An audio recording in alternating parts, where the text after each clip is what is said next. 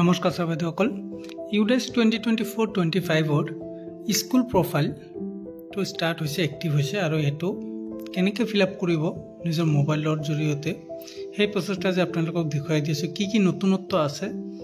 আৰু হেতু কেনেকৈ ফিল আপ কৰিব লাগিব আজি সকলোখিনি তথ্য এই ভিডিঅ'টোৰ জৰিয়তে আপোনালোকে পাই যাব গতিকে চেনেলটো যদি নতুন আহিছে তেনেহলে সাবস্ক্ৰাইব কৰি দিব আৰু যদি আগৰ পৰাই আছে তেনেহলে ভিডিঅ'টো লাইক আৰু শেয়াৰ কৰি দিব নিজৰ কলিগসকলৰ মাজত যাতে সকলোৱে উপকৃত হ'ব পাৰে গতিকে আৰু ভিডিঅ'টো কি কৈছে ভিডিঅ'টোৰ যেটো লিংক আছে লিংকটো ডেসক্ৰিপচন বক্সত পাই যাব আৰু সেই লিংকটোত গৈ পেলাই আপুনি প্ৰথমে নিজৰ ইউজাৰনেম আৰু পাছৱৰ্ডটো দি ক্যাপচাটো বহাই দি লগইন কৰি ল'ব লাগিব নিজৰ বিদ্যালয়খন লগইন হোৱাৰ পিছত আপোনাৰ ওচৰত এই ধৰণৰ প্ৰিফেচটো আহিব ইয়াত আপোনাৰ কেইটামান download prefill DCF English prefill DCF Hindi profile and facility teacher and student adi ase এই ডাউনলোড প্ৰিফিল ডিচিএফ যেটো ইংলিশ আছে এটো যোৱাবাৰ নাছিলে এবাৰ নতুনকৈ আহিছে এই হিন্দী যেটো আছে এটো যোৱাবাৰ নাছিলে এবাৰ নতুনকৈ আহিছে গতিকে এই দুটাৰ ফাংচন কি দুটা একো কাম নাই আপুনি যদি দোকানত গৈ পেলাই যদি এটো কাম কৰে ইউডেছটো ফিল আপ কৰিব বিচাৰে তেনেহলে আপুনি এটো ইংলিশ নহলে হিন্দী আপুনি যেটোত কমফৰ্ট হেটো ডাউনলোড কৰি ল'ব এটো প্ৰিফিল মানে ফিল আপ কৰাৰ আগত যেটো ফৰম্যাট থাকে ব্ল্যাঙ্ক ফৰম্যাট যেটো থাকে হেটো মানে আছে ইয়াত গতিকে হেটো আপুনি নিজে চাই ফিল আপ কৰি আপুনি দোকানত দিলে দোকানীয়ে এই কামটো অতি সহজে কৰিব পাৰিব মানে কোনো ভুল নহব কিন্তু আপুনি যদি নিজে কৰে তেনেহলে এই প্ৰিফিলটো এটো ডাউনলোড কৰাৰ কোনো দৰকাৰ নাই আপুনি সিম্পলি কোড আহিব লাগিব প্ৰফাইল এণ্ড ফেসিলিটি যেটো চাই আছে এই প্ৰফাইল এণ্ড ফেসিলিটিত আপুনি আহিব লাগিব গতিকে প্ৰফাইল এণ্ড ফেসিলিটিত আপুনি এবাৰ টিভি দিলে আপোনাৰ ওচৰত এই ধৰণৰ পেজটো খোল খাব আৰু ইয়াত আপোনাৰ যদি অলপ ভালকৈ চাই তেনেহলে ইয়াত কি কৈছে যেটো ফাৰ্স্ট সেকশন নম্বৰ 1 যেটো আছে সেকশন নম্বৰ 1 ত তলপিনে ৰেড কালাৰ লিখা এটা ব্লিংক হৈ আছে দৌৰি আছে ইয়াত কৈছে যে এই ফৰ্মটো মানে যেটো সেকশন 1 আছে এটো এতিয়ালৈকে এনাবল হোৱা নাই এতিয়ালৈকে এটো খোলা নাই যেতিয়া খুলিব এটো তেতিয়া জনাব তেতিয়া কৰিব লাগিব যেনক এনে এই পেজটোত আমাৰ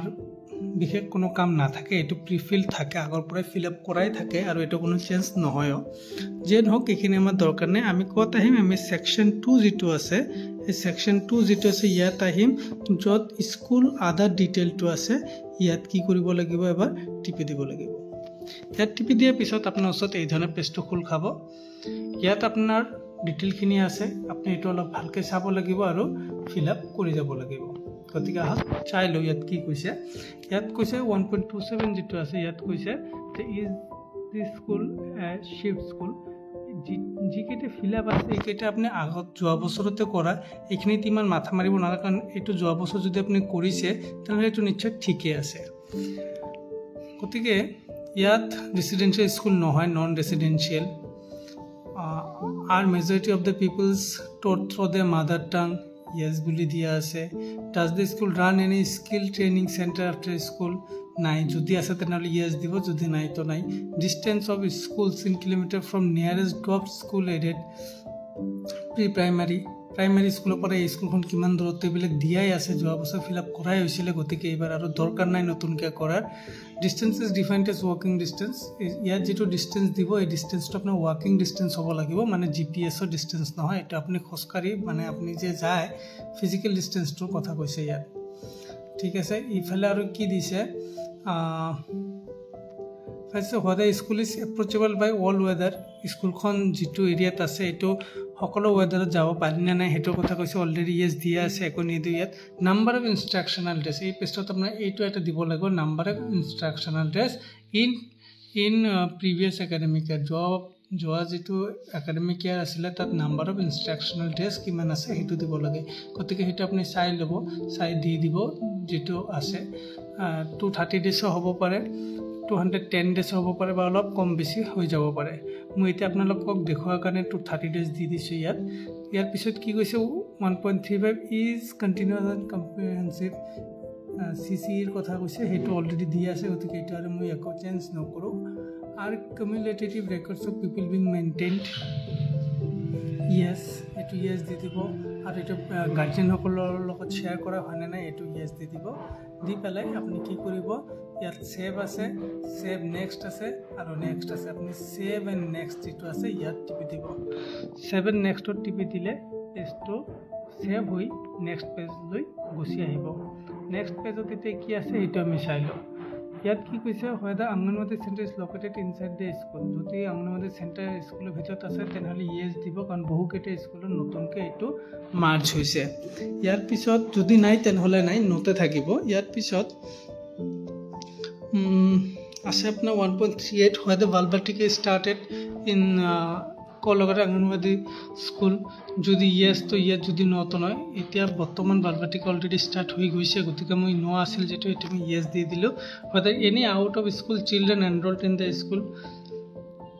কোনো out of school children enrol হৈছে নেকি যদি হৈছে তেনেহ'লে ইয়েছ দিব আৰু যদি ন আছে তেনেহ'লে ন দিব ন দিলে এই যেটো অপশ্যন আছে এইটো নালাগে number of student attendant remedial teaching extra classes in current year এই যেটো কাৰেণ্ট ইয়াৰ আছে ইয়াত number of students attending remedial teaching কিমানজন ষ্টুডেণ্টে ৰিমেডিয়েল টিচিং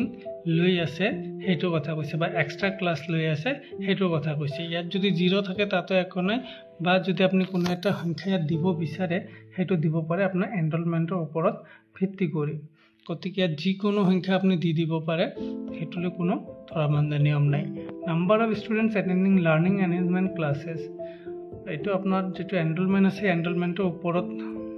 ভিত্তি কৰি দি দিব যেটো এনৰলমেণ্ট আছে দুই এটা কমকৈ দিলেও হৈ যাব ইয়াত ঠিক আছে detail of visits to the school during the previous second number of academic inspection কেইটা হৈছে হেতু কথা হদিছে ইয়াত ঠিক আপোনাৰ বিদ্যালয়ত যদি নাম্বাৰ অফ একাডেমিক ইনস্পেকশন হৈছে তো কেইটা হৈছে হেতু দিব একাডেমিক ইনস্পেকশন তো হল আপোনাৰ একাডেমিক দিশটো চোৱাৰ কাৰণে যেটো ইনস্পেকশন হয় এমডিএমৰ কাৰণে হয় এবিলাক নহয় একাডেমিক ইনস্পেকশন তো হল কিমান দিন একাডেমিক মানে সেকশন যেটো আছে পঢ়াশোনাৰ লগত জড়িত কিবা ইনস্পেকশন হৈছে না নাই যদি হৈছে তেনেহলে দিব যদি হোৱা নাই তেনেহলে দিব নালাগে গতিকে যদি হৈছে সেই সংখ্যাটো দি দিব number of visits by সিআৰসি coordinator সিআৰসি কিমান দিন ভিজিট কৰিছে হেতু কথা কৈছে গতিকে এটো যিমান হয় দি দিলে হল এটা বছৰৰ কথা কৈছে number of visits by block অফিচিয়েলৰ পৰা কোনোবাই ভিজিট কৰিছে না নাই হেতু কথা কৈছে যদি কৰিছে তেনেহলে এটো দিব যদি কৰা নাই তেনেহলে নদিব এই বিদ্যালয়ত গৈছিলে এই কাৰণে মই দি দিলো number of visits by district state level যদি কোনোবাই ডিস্ট্ৰিক্ট বা ষ্টেট লেভেলৰ পৰা আহিছে তেনেহলে দিব যদি আহা নাই তেনেহলে দিব নালাগে whether school management committee has been constituted as per RTI norms yes এটো দিবই লাগিব যদি ন আছে এটো yes কৰি দিব management committee has been constituted as per সমগ্ৰ শিক্ষা yes কি কৈছে